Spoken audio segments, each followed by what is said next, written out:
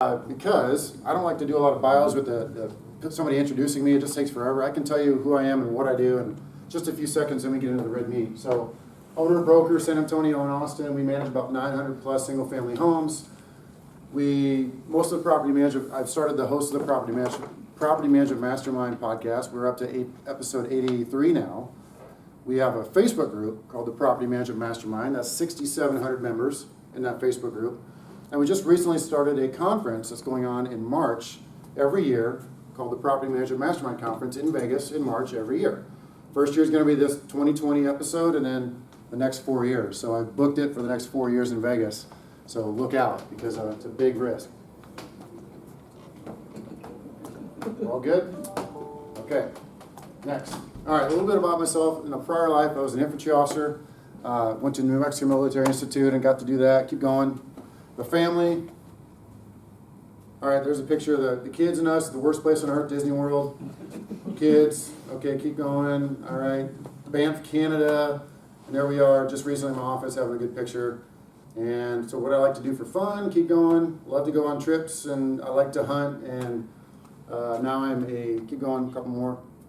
Big into sheep hunting, and then now also golf. I'm obsessed with golf. Great. That's the stuff you want to hear about, right? Nobody wants to hear about the bio. How much did sheep weigh? That sheep was about 300 pounds. That was in Alaska 2 years ago. So the next big sheep hunt is next August. So pretty excited about that. All right, get going. Now, see, that was the fun stuff. That was much better than reading a boring bio where he went to this college and blah, blah, blah, blah. A couple pictures. Normally I like to do 150, 175 slides with family photos, but we're going to skip right to the red meat today. So, reviewing the top 10 revenue generators for you guys in the property management companies. Now, I'm angling this to you guys as you guys are going to advise, coach, mentor, instruct your clients, which should be my peers, the property management company owners. That's really the red meat of this presentation, to give you some fuel for the fire, to go to your clients and say, this is how you can make more money. If you can put that into context by adding one of your products, that is the perfect storm. That is what you want. That's what gets people's ears perked up, is like, hey man, or hey lady, you can make $50,000 or $100,000 or $5,000, per year, per month, per day by doing something like this. And here's how we're going to show you to do it. Helps you help your clients. Next. So I like to always throw this disclaimer out there. Some of these programs are aggressive. So my mindset is run till you get tackled. They're all been attorney vetted, okay? But there's always going to be somebody from California that says, you can't do that here, right? There's always going to be somebody that says, you can't do that here. And that's going to be something you're going to have to find for yourself in that market for that particular client. Next, please. Okay, some people call it fee maximization, ancillary business services, revenue generation, marketing incentives, tenant or owner fees, but the bottom line is creating and implementing money-making ideas for your business. That's really the bottom line, money-making ideas. Next. Okay, I always throw this up there because in offering some of these programs that we're going to go through, and I'm going to talk about them in detail and actually how you can implement them, you're going to get the altruistic folks that want to come to you and say, well, I don't really want to charge my owners that fee. I don't want to charge my tenants a fee. And you have to ask yourself, are you being a greedy person by charging a fee? Well, really you're not. And I'm going to show you kind of a couple points on how. Next. So I believe you have a moral obligation on being profitable. They expect you to make money. Providing great service equals profitability. Profitability equals providing great service. Because if you have money, have funds, your clients, and I'm speaking to you as you're going to be advising your property manager clients, you can go to them and say, look, if you implement this one thing, and use this one real page product, you'll be able to make more to hire potential help. You can hire potential another staffer to help you in your business, to grow your business. That's what everybody wants. So if you help them understand that charging fees is not a greedy moral thing, it's an obligation for your clients to be profitable. And this is how some of the techniques we're going to show you how. Okay? Your team members want profitability, because that equals stability and opportunity. So by us being able to grow, by us being able to be profitable, we've been able to offer our teammates more opportunity. And that goes across the board. You're going to see that with any company you work with. Please. Next. Oh, jeez, Jeanette. Jeanette. Okay, this is fun math for you guys. All right, so the industry average for National Association of Residential Property Managers is roughly $1 for every 25 cents. That's what the ancillary fees are going to be looking at, 1 to 25. Ours is 1 to 50, or actually 50 to 50. 50%, 50%. Okay, keep going. Get to the bottom of that. Yeah, that's where we are. So our management fees and our leasing fees is 50. Our non-management fees are another 50. So that's high. Okay, that's my point. That is high for the industry. And knowing that going into this, you'll understand we're implementing these, and we have these in our business today. These aren't good idea fairies I'm throwing at you that you can, pose at somebody to see if it sticks for them. This is working for us in San Antonio and Austin today. Next, please. Sorry. I'm a bad driver. Okay, what does it all mean? Good stuff here. This is actual math from our profit per unit. So I was on the chair committee for NARPM to help implement the NARPM accounting standards. And one of the key metrics that I'm a very, very big fan of is the profit per unit. That's really the bottom line for me. If I'm on a desert island somewhere and I need to know what my business is doing, what is my profit per unit this month or last month? So I need to know that. So May, June, July, that's what we were, roughly. Our profit per unit. It's pretty simple math. You take your total revenue divided by your number of units managed, right? But that gives you something you can actionable use. Where I'm going with this to make a point, that's how you quantify the little nickels and dimes that you're going to get from some of these programs to actually mean something. Okay, if your profit per unit is 45, but you want to get it to 55 every month, how do you do that? You've got to get those little pennies, those nickels every month to start totaling up. Okay, that's going to really create a higher profit per unit. Next. More than NARPM accounting, it ties into that NARPM accounting standard, total company revenue per unit, profit per unit, profit margin, of course, with EBITDA, and of course, percentage of total company staff expense to revenue. That's where you start to see the metric drop. Example on our staffing is we were hovering right at 50%. So let's say I have $1 million in revenue, $500,000 a year was going out to staffing expenses. We've now dwindled that down to roughly 40% because we have controlled our model. We've also raised our fees to create more revenue, which offsets and allows me to hire staff. We have 20 full-time staffers in San Antonio. I've got 10 full-timers in Mexico. So we've got 30 full-time staff members running RentWerx. I mean, it's running. Like, I don't have to be there to run it. So if you want to talk to somebody about motivation, say, hey, Mr. Owner of a property management company, Mrs. Owner of a property management company, do you want to be working in the business forever, pounding those nails every day, or do you want to potentially have the freedom to go do what you want when you want to do it? That's a very good point to take on, and it starts with profit. Keep going. All right, implementation. I always say this because it's one of my cute little sayings. You got to prepare to spend or lose $1 to make 10. And then, is it fair and reasonable? That's one of the big questions. So we secret shop a lot with apartment complexes. All right, the apartment complexes in any local area will tell you what is an acceptable fee, what is a common fee. You're going to see things like risk mitigation fees. You're going to see things like application fees, pet fees, all kinds of different things that may not be in the single family space. But if you told one of your company owners, hey, go do a secret shopper at the local apartment complexes and see what they do, I bet you they charge that fee. So why should you not? Your clients, your applicants coming in, your tenants that are existing have already been trained. Why not follow suit? Okay? Fortitude and decisiveness. So if you are going to choose a fee to do, I would say decide on it and be decisive on it. You can't half charge a fee. You have to fully commit to it. Good communication, and there's always going to be fallout. So good communication.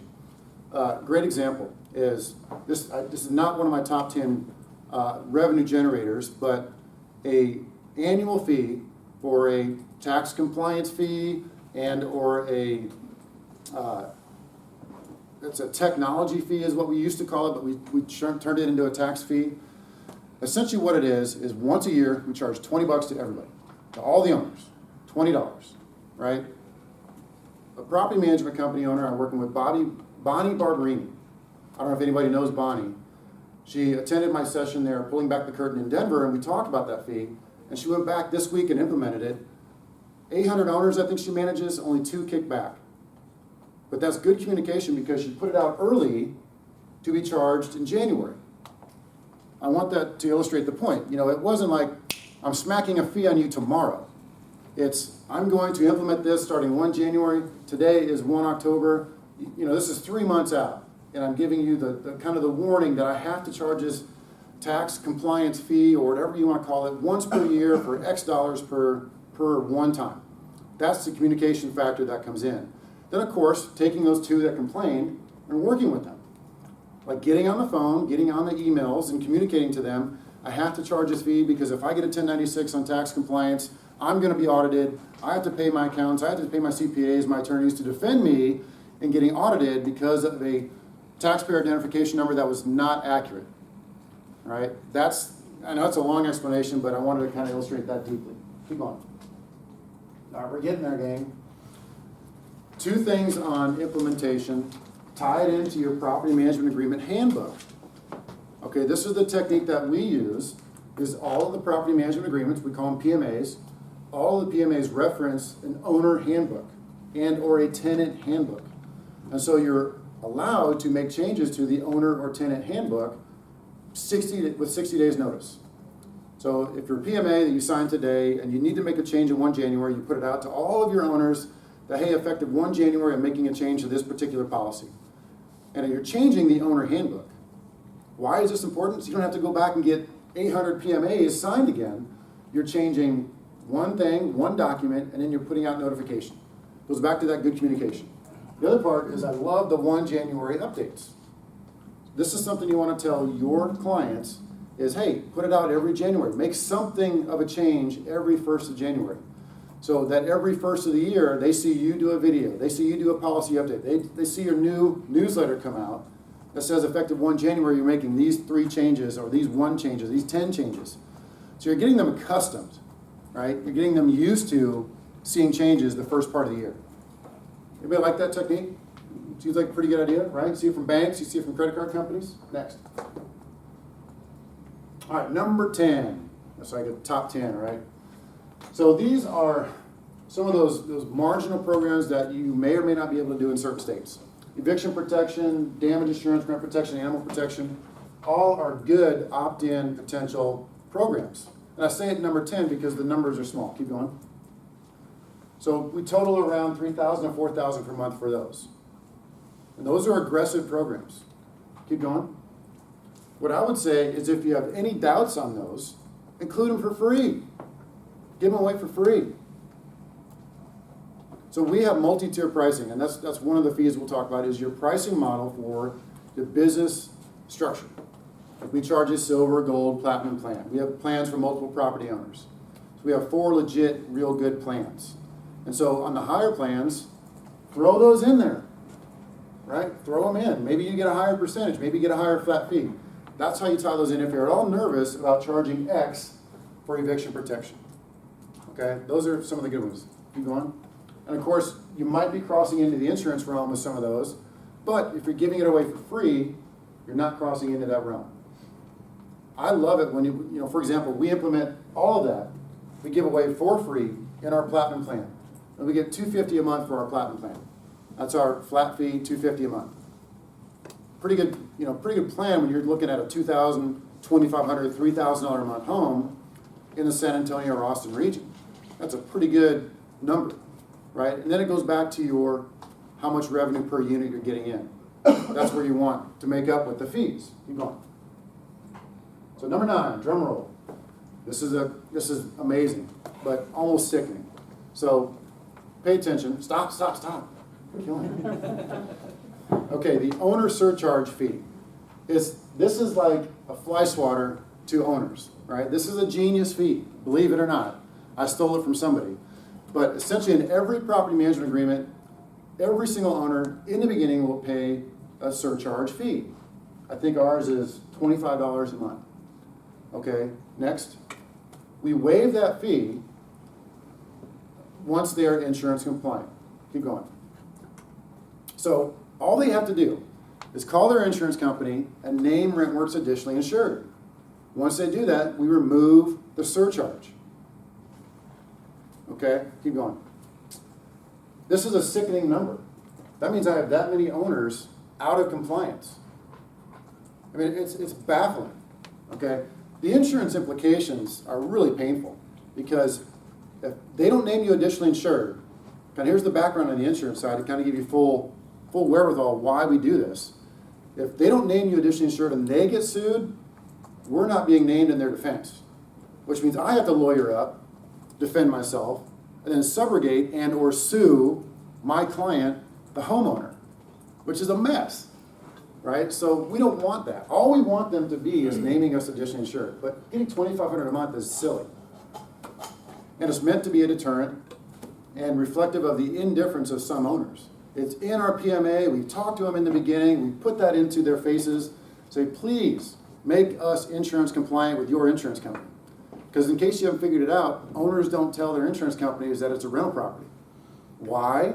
Because they don't want to pay the higher premiums. Especially the primary residence owners who are moving out, being PCS'd or deployed to Germany or Iraq or wherever, and renting out their home. They don't call their insurance company, which really puts the PM company in a bad position. So this is meant to be a deterrent, and sadly, it's actually a moneymaker for us.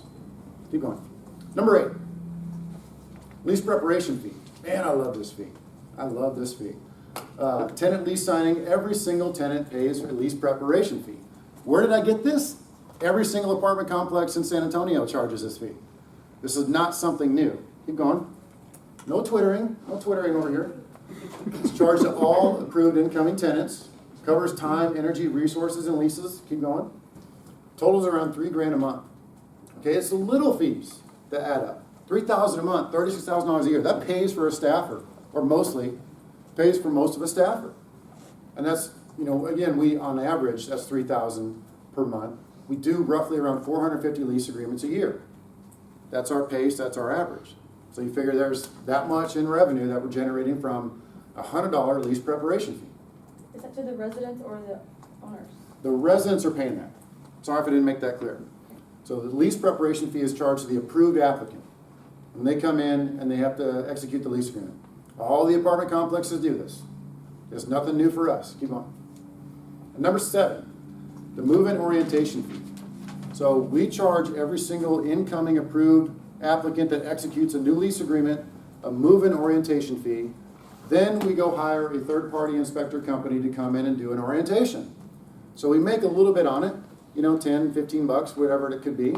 But it is an awesome fee because you're giving the tenants an opportunity to do a move-in orientation with a third-party inspector. Keep going. Charge to all incoming approved tenants. We saw that. Covers the time, energy, resources to initial in-person. Okay. Totals around $4,000 a month is what we end up paying for it. Then I have an in-person staff that executes the service.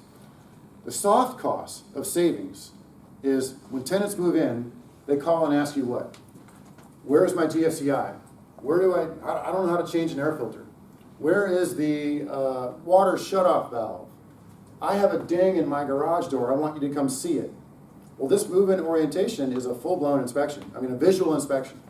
So we come in, we do the inspection, we basically highlight or take pictures of any issues with the home, and it produces work orders, which you'll see makes money for us later. Keep going. Number 6, tenant application fees.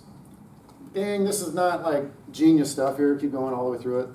I mean, everybody does an application fee, but you need to shop your competition. Okay, this is where we fell asleep at the wheel for like 3 years. We were at 65 bucks for a long time. I just did a secret shopper 2 months ago, and that was low for our region. San Antonio was low, 65 an applicant, so we raised it. So the point is, don't fall asleep at the wheel. Make sure you secret shop your application fee at least once a year, maybe once every other year. Because there could be 5 or 10 bucks that you can make very easily just by making one policy change, update your screening criteria, update your application process workflow, and you're making an extra 5 bucks an application. So if we made about $4,000 per month just on that, what if we get an extra 5 on 100 applications? Okay, that's another 500 bucks, right? Take that times the aggregate of 12 months, $6,000 that we just made. Okay, that pays for a conference. That pays for a software. You see this, gang? How it all If your clients are giving you objections, you say, well, look, let's implement one potential fee, and that's going to cover our cost for this particular product or service that we are offering. That's the sell. Keep going. Number 5, pet fees, right? We've all heard this. We prefer the monthly pet fee. We have upfront fees. Now, to define fee, so this is the national definition of this. A deposit is refundable. Okay? A fee is non-refundable. The worst part of English I have ever seen is a non-refundable fee. Well, a fee is non-refundable. It's part of the term of fee. So a deposit is refundable. We charge the pet fees, monthly or upfront. That, the pet screening stuff, there's another good one. There's a service called petscreening.com, and they come in and help with an application for you guys. Applicant comes in, applies for you, then they go to pet screening. They put in all their information, they pay $20. And so what happens is pet screening will score them.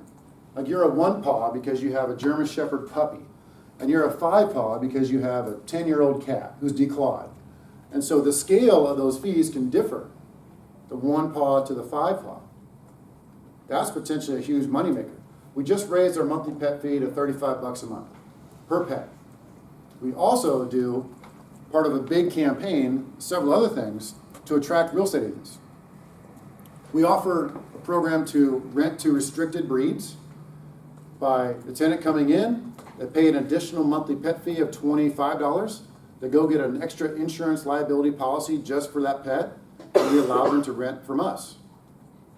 So it's a campaign, gang, to go out and get the realtor community. We offer 6-month lease agreements. So it's rent plus 20%, a 6-month lease. Apartment complexes do it. Okay, this is nothing new, but your single family people, they get stuck in that routine of like, oh no, 12-month leases. 12 to 24-month leases is all we can do. Right? Well, no, if you charge rent plus 20%, you're actually getting 7 months of rent in 6 months. Most owners would be like, yeah, that's great. You got me an extra month's rent. Just re-rent the property for free at the end of that, and away we go. But the realtors will bring you clients because there's a lot of folks that are in transition. They need 6-month lease agreements. They don't want to go rent an apartment. It's a pain in the neck to have to build a house, go rent an apartment, and move twice. Okay, keep going. Number 4, tenant resident benefits package.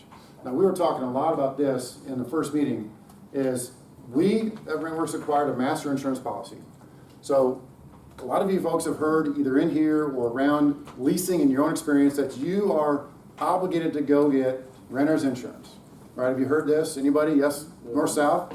You're obligated to go get renter's insurance, and then you do what? You turn it into the apartment complex before you get your keys, or you turn it into the property management company to adhere to their lease agreement. Well, what we do is we switch that around and we get a master insurance policy. We name all of the tenants additionally insured. And so we charge for that. The total is right around $19,000 a month in revenue. We end up paying around $8,000 a month in insurance cost. Because every insurance policy costs like $13, $14. Okay? We include it in all new leases, we make it retroactive, and then you got to get creative on the other benefits. Okay? It's a package. I personally think this is a genius method to involve simple bills. Right? Did I say it right? Yep. Thank you. I think that's genius because I really think it can be put into that particular new program. I could raise the cost of the tenant benefit package. Right now it's at $27 a month. Okay, it's $27 a month is what we charge. It's all on our website. It's all full disclosure. Okay, it's all perfectly vetted by all of my attorneys. But what if we implemented simple bills and then raised our tenant benefit package to $33 a month? You see? That's how I think we're going to sell it eventually. That's how I would want to do it, is I'm providing this service. Okay, next.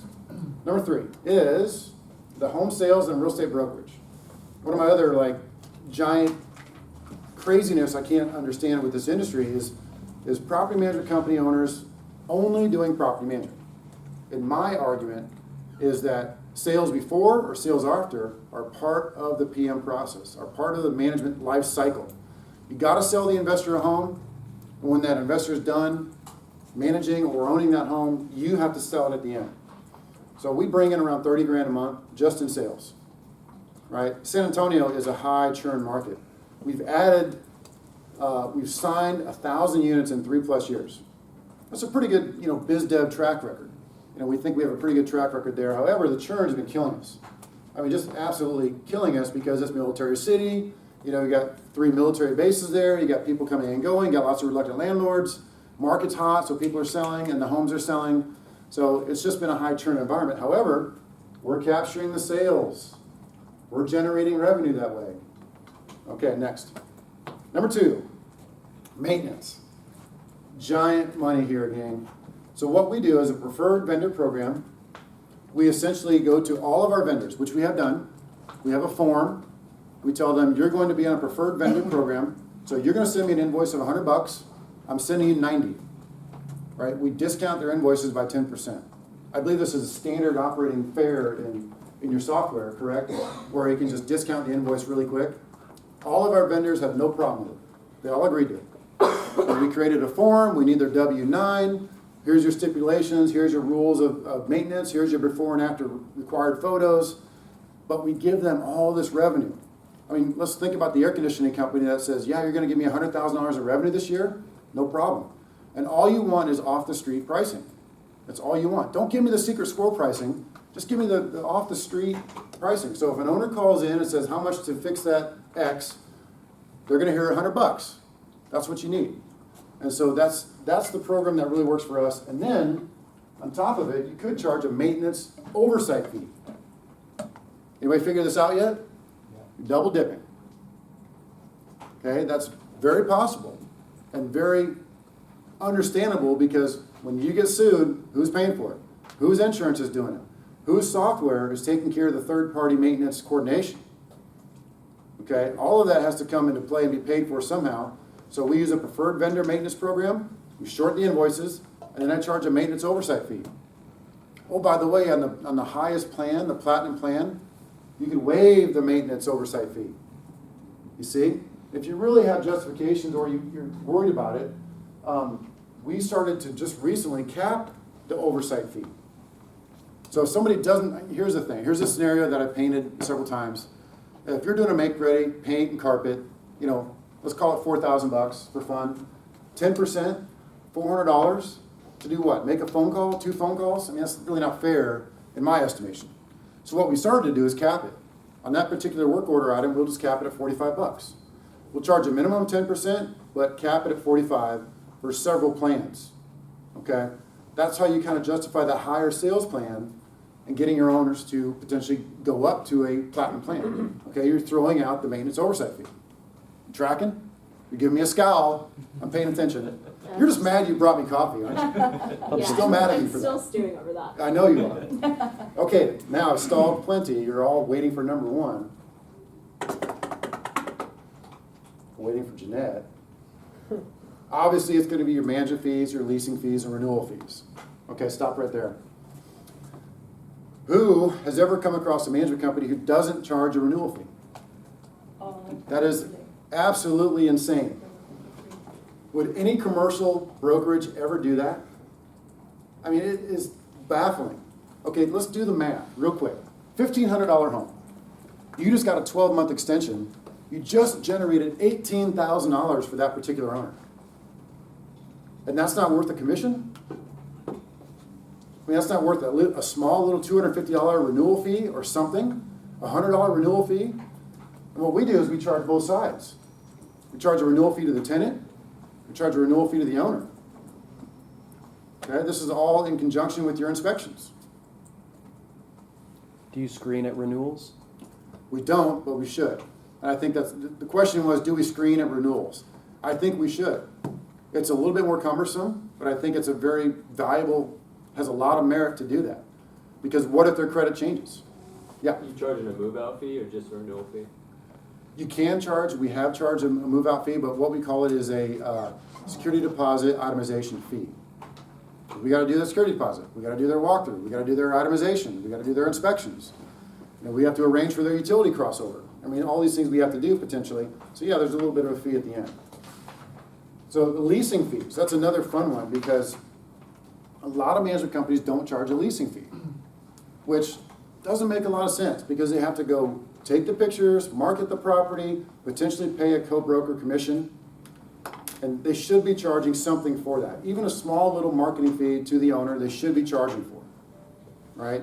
It baffles me that they don't. And of course your management fees. The management fees are your bread and butter. Keep going.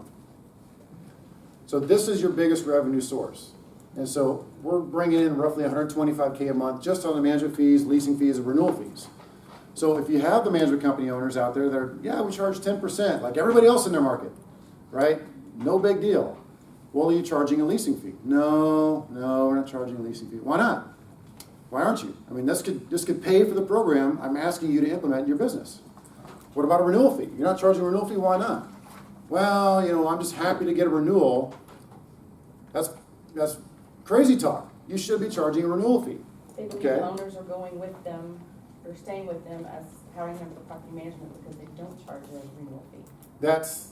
I would not believe that to be accurate, but I know, but- that's some crazy talk as well. Just go back to my analogy. Again, if you got a renewal at $1,500 a month for 12 months, that's $18,000 of revenue you just generated for the owner. And by the way, that tenant basically told you, the management company, that you did a good job. You did a good job, I want to renew. That deserves a commission. Okay, so make sure your owners are doing something like that. Yes, sir. So Brad, I do want to talk about the renewal thing. Okay. To my employees here, because this is important. The renewal is about your percent of renewal. That's why owners would want to stay with you, not the fact that you're renewing their particular client or not. So what I mean by that is, if you go out to the market and you say, my company renewed 80% of my properties, that's much higher than the actual average in any market, which tend to mean that your chances of renewing this particular tenant is 80% compared to some other Yahoo that is running property management, that their percent might be 50%. Would you not agree with that? Agreed. That's a marketing tactic, and it goes the same along the lines of vacancy. The owner with you, not necessarily that you're charging a renewal fee. Yep. You should charge a renewal fee. Yeah, we do track those, and I think we're ending in a range of 55 to 60% renewal fees. Again, military city, a lot of churn. But we also only carry maybe a 5% or less vacancy rate of homes that are vacant to homes that are under management. And a baffling figure is our eviction rate is 0.2. Oh. I mean, nobody gets evicted out of what we do, because we have high. Here's the strategery, right? To quote a Texan up here. The strategy behind all of that is we have the 3-tier pricing model, which naturally gets us higher properties. Okay, the homes that are $2,500, $3,000, they're very attracted to our platinum plan. It's very affordable. It makes a lot of sense. When you start comparing it to the 10% business model, we kill it. And so our average home, goes for $300 to $400 more than anybody else in my market in San Antonio. $300 to $400 more. So we're managing average of $1,500 homes versus $1,100 homes. Okay, pretty close up here as far as the ratio to kind of quality homes. But you get below 1,000, man, it gets pretty, a little nervous, a little shady. You get below that $800, that's like the Mendoza line right there. Don't go there. So that's by design. We did that in a strategy meeting. Strategy session is to go up to that bigger client. Next. And also understanding your market. If you're a military city, you will have a high turnover because your people are moving. But typically, military people, they pay their bills because they're taught to be very disciplined in their lives, right? Correct. For the most part. So that's where you have a lot less evictions, but yet you do have a lot of turns, and you just have to understand your market Right. and figure out what you need to do. And I'm prior military. I was in for 10 years. Okay, so I get it. But some of the military folks can be very challenging because they sometimes, not all, this is not a blanket statement, there are few select individuals that come in with a very strong sense of entitlement. Yeah. Like, I'm military. I'm active duty. You need to just stop everything and service me right now. Okay, so that's a service challenge for us, but we're able to meet it.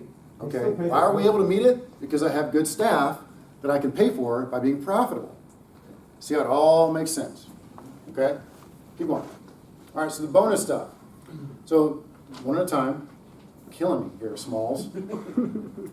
So the risk mitigation fee is another good one I'm going to throw at you for free because I think this is a very good moneymaker for us.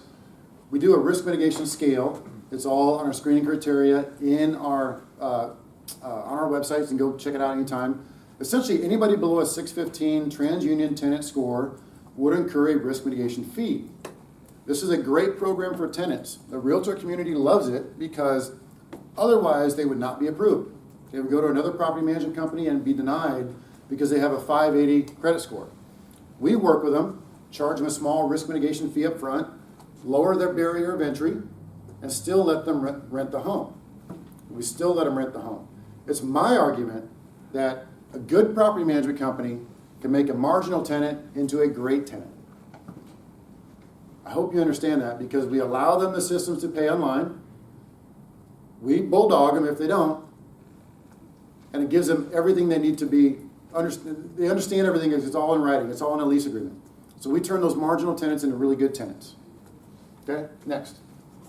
All right, charge at lease signing one-time payment. Yeah, so that's part of the risk mitigation fee. Based on the credit score, keep going. And lowers barrier of entry, yep, I already talked about that. It reduces the need for 2x and 3x security deposit. Because that's what you're gonna see. If a 580 credit score goes and applies to another management company or apartment complex, they're gonna say, yeah, you're approved at 3x security deposit. So you have to bring in $5,000 or $8,000 to rent this home. And we don't do that. So we charge a one-time security deposit and a small risk mitigation fee. We keep the fee. Then we offer a guarantee to the owner that we're going to back that up. That's part of our guarantee system. Keep going. And totals around $4,000 a month. That's how much we make on the risk mitigation fee every month. That's a good one, okay? If I had to do it over again, I would charge it monthly. Hope you all are paying attention to that. Because I'm charging it at one time up front. It could be anywhere from $250 to $750 to $1,250. Okay, there's a scale there. What would you charge if it was monthly? Good question. What would I charge if it was monthly? What do you think is fair? $25 a month to $75 a month? Okay, so 25 a month is 300 a year, right? 250, 300 a year. Not bad, yeah, not bad. But I think there's room for that. Twice what it would cost you for insurance to pay insurance Right. against that non-payment of rent. So if Mhm. it costs you $15, I'll let them with $30 every month. And they'll be happy to pay. I would say just look at both options because the devil's advocate would say, well, these are risky people to begin with. I want to get everything I can from them up front. You see the logic there? Versus if I want to charge a little bit more monthly, then I'll make a little bit more in the long run, but they got to be there 2 years or 3 years to really make it worth my while. So it's 6 one, half dozen the other to a certain extent. Then you got to look at your average length of lease. I mean, if your average length is like 3.5 years, then you may not recoup as much as you could with a bigger upfront risk mitigation fee. Is that a self-insurance on your end, or are you purchasing? Self-insured. Yep. Now we'll just back up the program. If the tenant bails, we'll release the home for free. We'll make it up to the owner. You know, there's some other assurance guarantee programs in place to back it up as well. Next, protecting owners. We created a free security deposit guarantee. That's another one. Okay. So this is how you protect the owners. I'm going through some stuff that we can talk through. The free security deposit guarantee is pretty simple. Is we offer them for free that if a tenant bails and destroys your home, we'll give you that security deposit up to the common and customary amount. Okay, that's what we tell all our owners. And then we self-insure and reinsure through other programs like My Obligo. Or you could do a risk mitigation fee. Or you could do a preferred tenant program. There's lots of ways to potentially work on this. With free leasing guarantee, so if a tenant breaks a lease agreement within the first 12 months, we release the home for free. All right, that's common, that's very common, okay? That's how your marketing can look good by going to your potential owners in a management appointment and say, look, we have a free leasing guarantee. If the tenants break the lease agreement, we'll come in and we'll release it for free. We're confident in what we're doing. Next. Free animal protection. So this is how you back up the animal fee. Remember the $30 fee I was charging, now I'm charging $35 per month? We offer a free animal protection guarantee of $1,000. Make it $2,000, make it $5,000. Your self-insure on this is a very low payout because you also have a security deposit. Okay? By the time it gets to that point where it's itemized and start to be part of that pet damage, that security deposit is often going to cover any sort of pet damage. Okay? Plus, if you do the math in your head on what you potentially make on a pet fee, again, you're going to spend $1 to make 10. You know, who would be willing to do that? And that's how you back it up. You give a free animal protection. Next. Offer the annual home inspections. Okay, this is kind of a lesson learned from sales. All right, so this is an inside ball game of management and sales. So at the end of a lease agreement, a lot of times, the tenants will vacate, owners are gonna come to you and they wanna sell the home. The problem is, you've only done visual inspections for the last 5 years. Okay, you see how that can be a problem? Some owners will come in and say, well, I didn't know the toilets were clogged, and I didn't know the electrical system didn't work in this bedroom. That's because property managers don't do mechanical inspections. Do you guys understand that? Okay, we don't go to every single plug and check it and see if it works because Texas says we can't do that. We are not allowed to do that by law. So all we can do is visual inspections. And I know you guys don't manage homes, but I'm just trying to give you some inner workings here on the inspection versus assessment side. Okay, that could come into play on the sales side at the end. Done twittering? Mm-hmm. And of course, we talked about the resident benefits package with the owner benefits is in our resident benefits package, we give $100,000 of tenant liability insurance, $20,000 in renter's insurance. And so when we talk to the owners in our sales process, our marketing process, our business development process, we say, look, we're giving you a resident benefits package as part of the convenience fee to use us, RentWerx. Nobody in my market does that. So these are all cool things that will help your clients potentially grow. Keep going. And the bonus, more top 5 mistakes and pivot points. All right. Listen to podcast 81 with Scott Brady and I think that's a really good one. Talks about the top 10 mistakes of property managers, so that'd be a pretty good point to listen to. Develop with growth, keep going. And key pivot point timeframes. All right, I want those 2 topics. The pivot points a lot of times are 100 homes, 250 homes, 500 homes, and then up to even 750 to 1,000 homes. Those are the pivot points. At 100 homes, you can't do it all yourself. Right? It's very simple. At 250 homes, you start to become more of an actual, people are doing work for you and the business owner is doing other things. At 500, the business owner basically should or could be removed from the whole process. And at 750 to 1,000 homes, they shouldn't be running daily operations. I mean, that should be done at a different level. So those key points to pivot are a challenge, right? To get to that point and then also to pivot correctly. And we made every single mistake in the book. That's why I think it's a good podcast to go listen to Scott and I talk about it because, you know, he's very successful out in California. He's made the same mistakes. He's built up to a very nice company. He made a lot of mistakes growing. I give the analogy like this. If I were handed 480 units of an apartment complex, I would run that to perfection. I would not have a problem running 480 units given to me at any time, right? I know how many units I have. We can do it very well. The problem we have is we grow and shrink almost daily. Like we might add 30 homes this month and lose 20 from sales, from move-ins, from firings, I mean, all kinds of stuff. So our inventory is always in flux. That right there creates a very significant challenge that only we as third-party property management companies have. Apartment complexes don't have that. Okay, next. And the pivot point, we talked about that. Okay, good. Keep going. More, good stuff. Saying too much, that's another one. All right, stop right there. Go back. So these are some of the mistakes. Clearly saying too much can get you into trouble. Okay, working with employees, working with owners, working with tenants. An example is if a tenant comes to you and asks you why you held this much money out of the security deposit, put all that in writing. Never get in a phone conversation with a tenant about a security deposit. Never get in a face-to-face conversation with them about a security deposit. It will bite you, okay? Saying too much is a pitfall. Online reviews. Got to get online reviews. I think you guys have probably heard this before. It's a challenge in itself. This is a whole nother seminar, you know, we could talk about getting online reviews. But responding to them quickly is the only real pitfall or lesson learned that I would say is get a review, respond to it quickly, and try to respond to it right. You know, we apologize, we didn't meet your expectations, we want to make it better, please contact us. You have to wear the hat that that an owner who wants to hire you as a management company is looking at that. Just assume that every single bad review that your clients potentially get online, even from the worst of the worst tenant, an owner is going to read and make a judgment on your company. That's the online world we're in. I hate it. You know, I hate Google reviews. I hate Yelp reviews. I mean, but that's the world we live in. You know, there's internet terrorists out there that want to make your life hell. Keep going. Bad hires, not having a hiring process. That's another mistake that we've made. The bad hires is pretty, that's another whole HR seminar, but we didn't really have a process in place. So now we do applications, we do SurveyMonkey, we do Culture Index, which is like a personality assessment, and then we do group interviews, right? A lot of your companies that you're working with, they go interview one person, yeah, I like you, when can you start, right?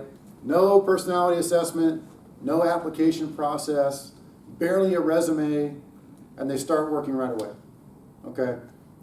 Me being a positive person, I interview somebody and I'm like, I like you, I think you can do the job, come on in. So what we've learned is to do panel interviews.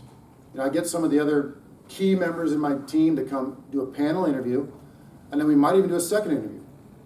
That way, I'm not so convinced being a positive person that this person could be a right fit for us. So I made a lot of mistakes that way. Compensation models, overpaying, another big mistake. Overpaying business development, overpaying our portfolio managers. At one point, this is a true story, we were paying portfolio managers 20% of the management fee revenue. That got out of hand pretty quick, okay? It's a model I took from the Australians, worked for them, but as we started hiring and firing and consolidating, next thing I turn around, there's a rookie who has been there for 3 months managing 180 homes, making 6 figures. And she was 26 years old, right? Didn't quite fit the model. So we had to completely change, and that was my fault because I overpaid. And the last one is accounting practices. My biggest mistake is not having firm, solid accounting practices in place. Third party, people reviewing numbers, people looking at them, people looking at payroll. I mean, those are my mistakes I made. So I think that hopefully that encourages you that when you're talking to property management company owners out there, hey, how's your accounting process? Ask them, dig in, be a consultant for them. Well, Susan, the bookkeeper down the street, she does all my books. Does anybody look at what she does? Do you have a checks and balance system? Have you looked at the NARPM accounting standard? Have you followed them? Do you understand that you should have 2 eyes looking at everything? Who do you bank with? I mean, those are the questions you can ask as you start to talk with your owners, talk with your property management company clients. Okay, and the conference, we have the Property Management Mastermind Conference coming up in March, 2, 3, 4 in Vegas, keep going. And we also have a biz dev seminar that we are now regimenting twice a year